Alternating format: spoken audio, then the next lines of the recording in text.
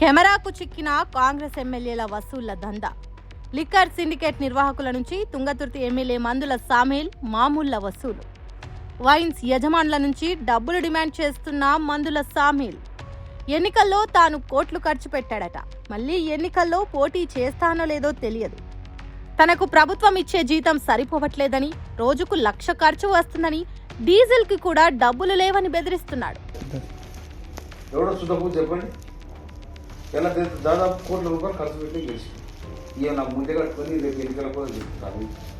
నేను బయటకు వెళ్తే రోజు 1,00,000 రూపాయలు ఖర్చు మళ్ళీ ఇంటికి వచ్చేసరికి డీజిల్ ఫుడ్ అయిపోయింది. మీరిచ్చే మామూలు నాకు టీ ఖర్చులకు కూడా సరిపోవు, నా మాట వినని వారి సంగతి చూస్తా అంటూ వైన్స్ యజమానులను బెదిరిస్తున్న వీడియోలో బయటపడ్డ నిజాలు. అధికార బలంతో ముందు ఇలాంటివి ఇంకా ఎన్ని చూడాలో అని భయపడుతున్న జనం.